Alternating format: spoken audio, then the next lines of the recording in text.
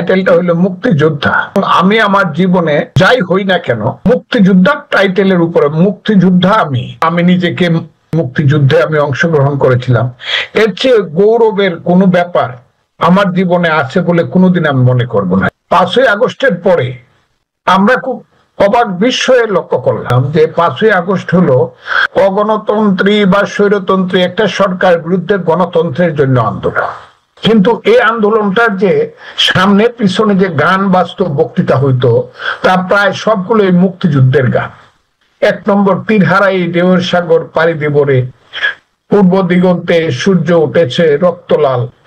আর meeting এ বাজতো এবারের সংগ্রাম আমাদের মুক্তির সংগ্রাম, এবারের সংগ্রাম এইরকম।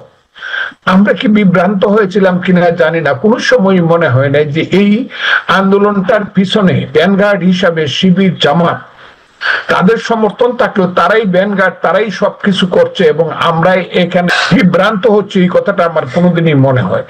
এবং সেই আন্দোলনের সাথে আমরাও যুক্ত হইলাম, সারা দেশের মানুষ যুক্ত হইলো, দলগুলো যুক্ত হইলো, কিন্তু বেনামে।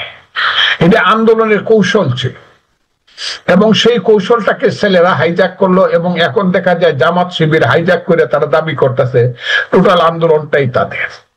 জনপ্রিয় স্লোগানগুলোকে সামনে এনে, জনপ্রিয় স্বাধীনতার বক্তব্যগুলোকে সামনে এনে মানুষকে বিভ্রান্ত করে যে 5ই আগস্ট ঘটলো, সেই 5ই আগস্টের পরে আমি দেখলাম যখন বলা শুরু হইলো যে এই দেশ হবে হিজবুত তাহরির, এই দেশ হবে ইসলামী দেশ। 71 সনে কোনো যুদ্ধ হয় নাই, স্বাধীনতা যুদ্ধ প্রথম হয়েছে 47 সনে এবং সর্বশেষ হয়েছে 24 সনে।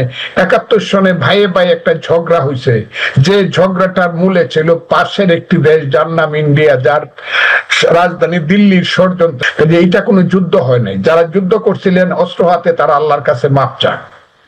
সেদিন থেকে বা তার আগের থেকে কিছু বুঝে সেদিন থেকে আমি কিন্তু এককভাবে প্রতিবাদ করা শুরু করলাম এবং প্রতিবাদের ভাষাটাই ছিল নির্ভয় এবং নিঃসংকোচের ভাষা। সেটা হলো এই রাজাকারের বাচ্চারা, এই আলবদরের বাচ্চারা, মুক্তিযুদ্ধ কিন্তু থাকবে এবং আছে, মুক্তিযোদ্ধারা কিন্তু এখনো জীবিত আছে। আমার মতো হতবাগা ফজলুর রহমানরা 78 বছর বয়সে জীবিত আছে, পারলে গুলি করে মারো, কিন্তু মুক্তিযুদ্ধের বিরুদ্ধে 71-এর বিরুদ্ধে কোনো কথা বললে আমি তাদেরকে রাজাকারের বাচ্চা, আলবদরের বাচ্চা বলবো।